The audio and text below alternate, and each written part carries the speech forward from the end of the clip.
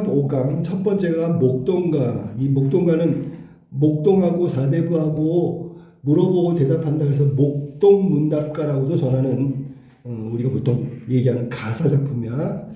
여기는 크게 보면 사대부 양반이 목동한테 질문하고 목동은 대답하는 형식으로 되어 있다.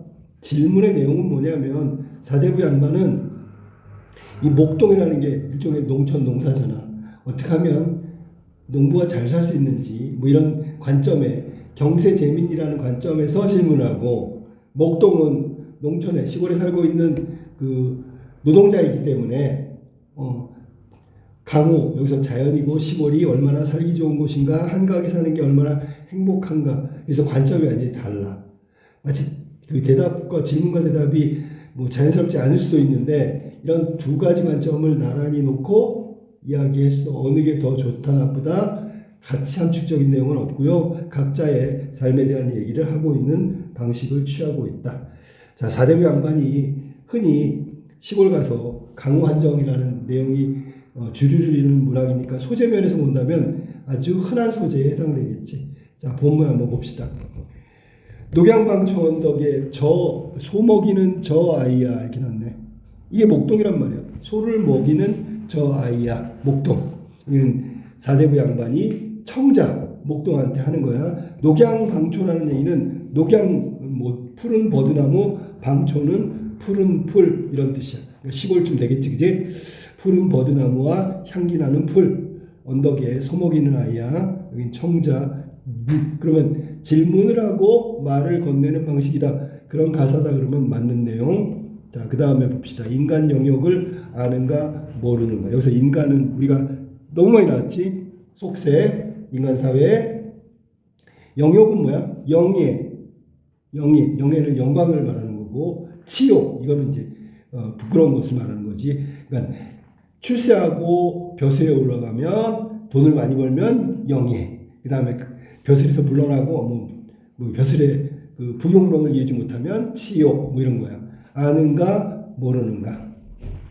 인생 100년. 자, 사람이 사는 인생 100년 풀 끝에 이슬이다. 자, 이것도 우리가 흔히 나오는 거지. 인생무상이라고 그러지. 인생무상. 풀 끝에 이슬이 맺혔다가 해가 나면 싹 말라버려. 흔적도 없어. 인생의 덧없음. 우리의 삶이라는 건 이런 거다라고 얘기하는 거다.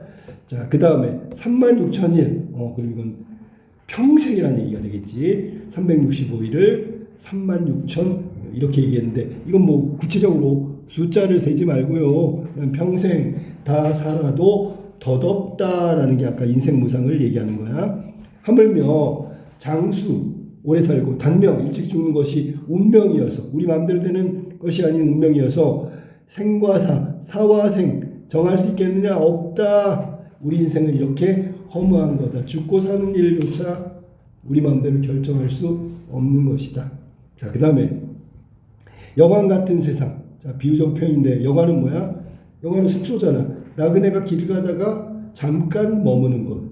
그러니까 우리 인생을 여관 같다고 얘기했고 하루살이 같이 나왔다가 우리가 보통 얘기할 때 사람의 일생을 뭐 80년, 100년 그래도 긴 것처럼 보이지만 영원의 하루 정도밖에 안 되는 거니까 하루살이 같은 인생 태어났다가 공명도 못 이루고 초목같이 썩어지면 공명 우리가 보통 이름을 날리고 높은 벼슬에 올라가고 이런 것들을 공명이라고 하죠. 그 다음에 초목은 풀과 나무란 뜻이야.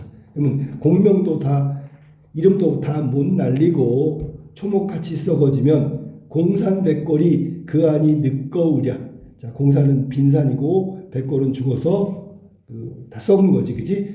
여기서는 공산이라는 게 빈산이라는 뜻이야. 사람이 없는 산에 백골이 그 안이 늙거우냐, 늙겁다라는 얘기는 그걸 생각하면 얼마나 서럽고 벅차고 슬프냐, 뭐 이런 얘기, 감정이 치달아 오르는 걸 얘기하는 거야. 그러니까 인생에 태어났어. 그런데 36,000일 평생을 살아도 인생은 참 허무한 거야. 그리고 우리가 오래 살고 일찍 죽는 거 이게 운명이라서 우리 마음대로 결정할 수도 없는 부분이고 또 잠깐 머물다 가는 여관 같은 세상은 하루살이 같이, 즉 영혼의 하루 정도 되는 짧은 생을 살다가 죽었는데 공명도 못 이루고 초목같이 썩어지면 사람 없는 빈산에서 백골 그것만 생각하면 얼마나 벅찬 느낌, 여기서 슬픔이 북받쳐 오르는가, 이렇게 해석하면 돼. 하늘의 뜻을 이어 법칙을 세움은 옛 성인의 사업이요. 아까 말을 건네는 게 사대부 양반이라고 했잖아. 다소 현학적인 내용이라고 볼 수 있어. 하늘의 뜻을 이어 법칙을 세운데 뭐 아주 거창한 거지. 그게 성인들이 하는 일이요. 아름다운 이름을 후세에 전한다. 이게 유방백세 공명을 이루고 난 다음에 이름을 날린다라는 뜻이야. 대장부가 할 일이다. 자, 그러면 지금 말을 건네는 사대부는 뭘 해야 된다 그래? 공명 못 이루고 백골이 되는 건 너무 슬픈 감정이 벅차오른다 하면서 성인이 해야 될 일, 하늘의 뜻을 이어 법칙을 세우는 일, 두 번째, 아름다운 이름을 후세에 전하는 것, 이게 마땅히 세상에 태어나서 우리가 해야 될 일이 아닌가라고 이야기한 거야. 그 다음에 생애는 유한하고 사일은 무궁하니, 이렇게 가사는 사음보기 때문에 이렇게 대꾸적 표현이 나온단 말이야.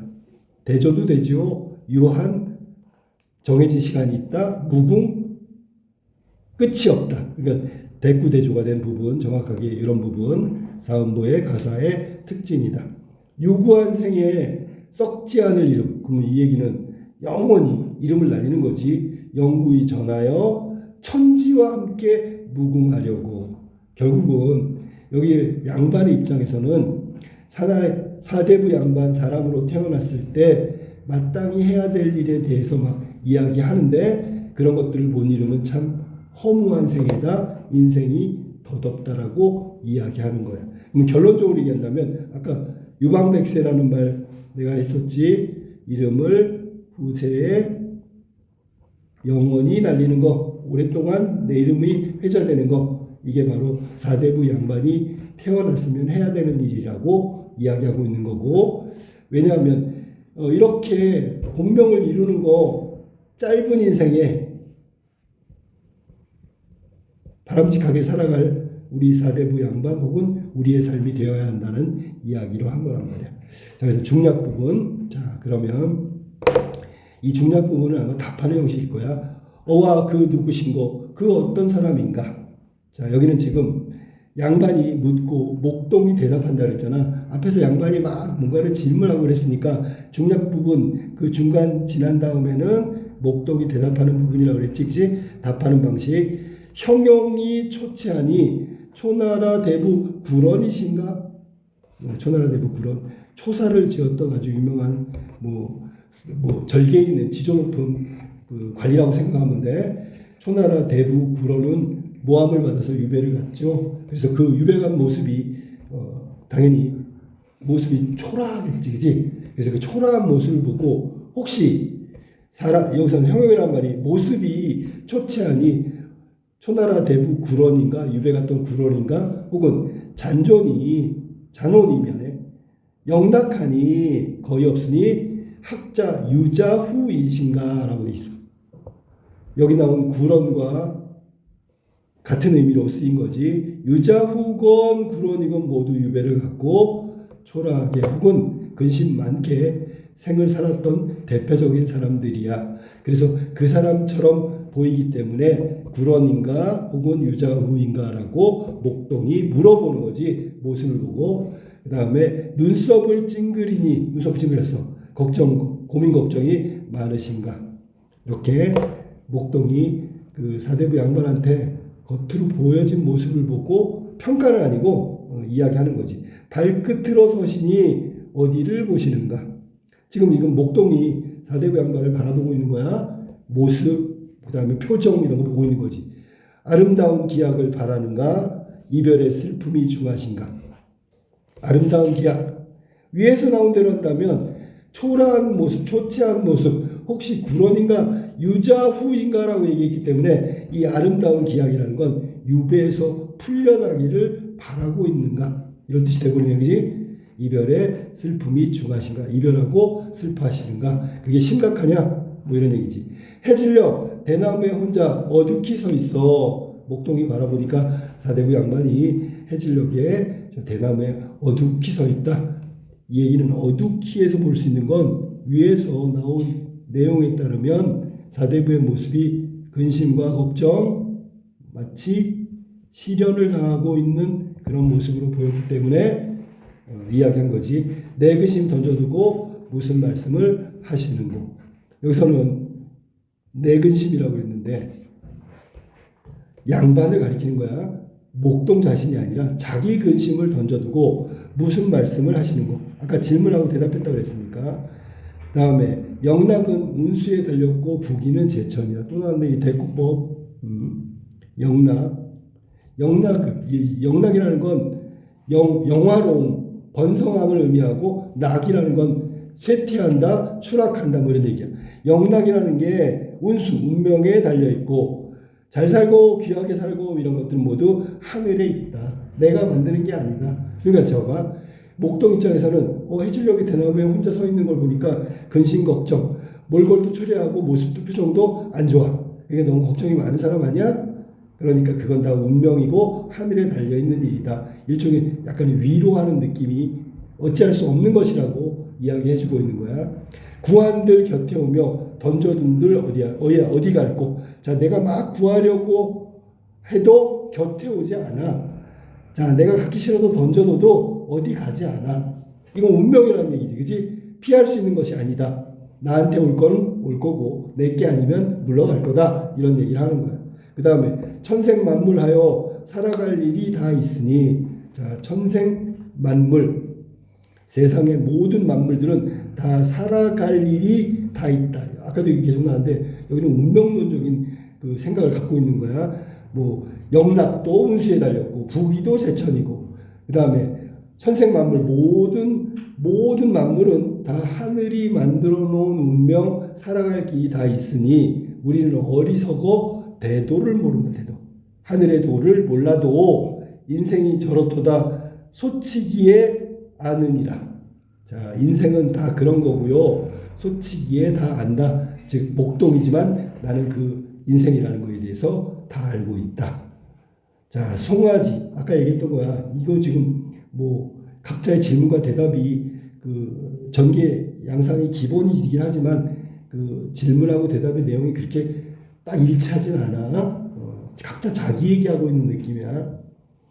자, 그 다음에 송아지 어미 쫓아 녹음간에 절로 놓여. 자, 송아지는 어미를 쫓겠지. 녹음이라는 게 여름에 그 검푸르는 그 나뭇잎을 생각하면 돼. 녹음간에 절로 놓여. 푸성기 뜯어먹고 풀 뜯어먹고 시냇물 흘러가면 그거 마시고 누웠다가 일어났다 하며 제 맘대로 다니기와.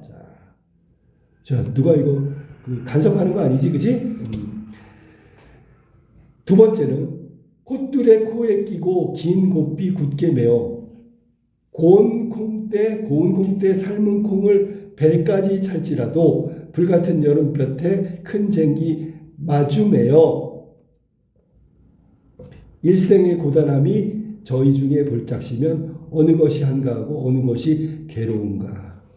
자, 어느 것이 한가하고 어느 것이 괴로운가. 한가한 게 어디까지인가 볼까? 자, 처음에 송아지가 어미 쫓아가서 한가롭게 살고 있어. 쭉 여기까지네, 그지? 이게 한가한 거야. 편안한 거지.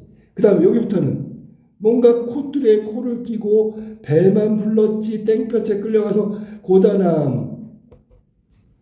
이렇게 살아가는 거란 말이야. 인생은 그러면 뭐 희망차고 밝고 성공만 있는 게 아니라 절망과 실패와 뭐 이런 것들이 공존하고 있다는 얘기를 지금 하고 있는 거지. 계속 좋을 수는 없고 계속 나쁘진 않고 좋고 나쁜 것이 함께 있다. 한가한 것도 있지만 괴로운 것도 있다. 뭐 이 얘기 지금 하고 있는 거야. 다음으로 가볼게.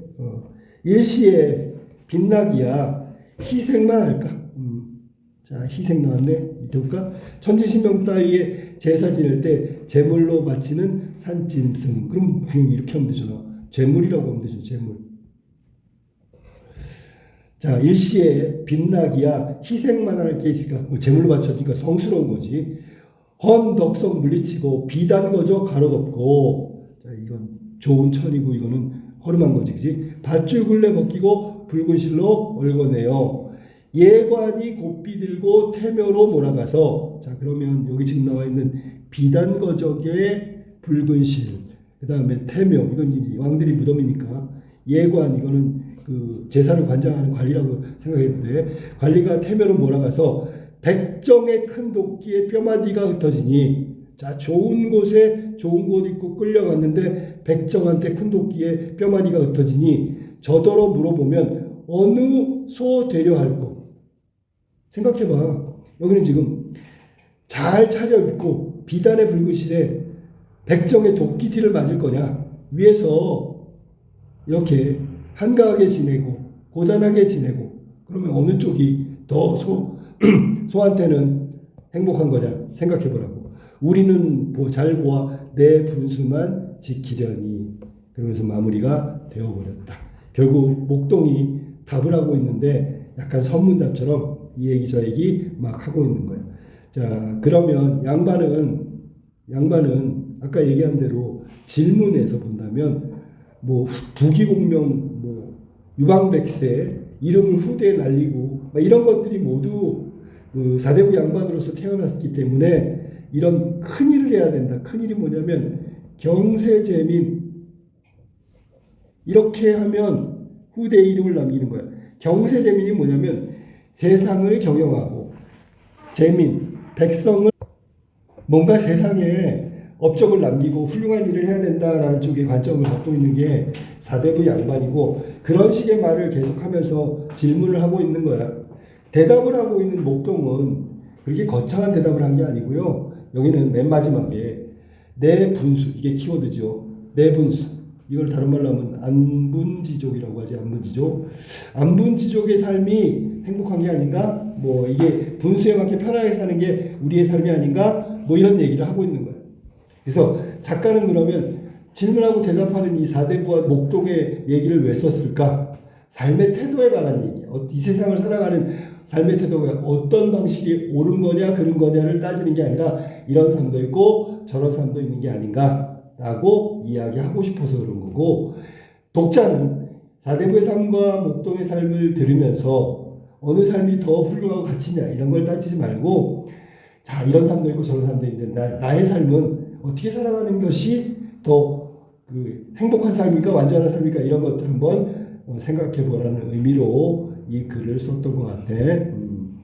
가사 작품이 이렇게 대화체로 쓰는 경우 효과가 많이 있죠. 왜냐하면 우리가 감정이입이 된단 말이야. 사대부는 사대부에게 감정이입, 목동은 목동에게 감정이입이 될 수 있다. 이런 장점이 있고, 또 하나는 뭐냐면 어떤 효과가 있냐면, 이게 두 사람이 말을 주고받잖아. 그러면 각각의 생각이 다른 것처럼 각각의 말하고 있는 내용도 달라. 그러면 이 얘기했다 저 얘기했다, 다양성, 이거는 생동감과 관련이 있고 흥미를 좀 높일 수 있다. 혹은 각각의 입장에서 정서적 공감대를 높일 수 있다. 혹은 내가 공감하지 않는 상대방의 얘기를 들으면서 나의 삶을 혹은 나와 관련된 거 생각하면서 긴장할 수 있다. 뭐 이런 거. 그래서 묻고 대답하는 방식의 효과가 그런 효과도 있다는 거 알 수 있어. 그러면 여기는 사대부 따로 목동 따로니까 작가 의식은 거의 없다고 봐야 되겠지. 작가가 전하는 메시지는 거의 없다. 그냥 보여주고 독자들이 판단해라. 뭐 이런 효과가 바로 대화체, 가사, 문답에 취하는 효과라고 볼 수 있다. 여기까지가 우리가 처음 본 임유후의 목동가였습니다.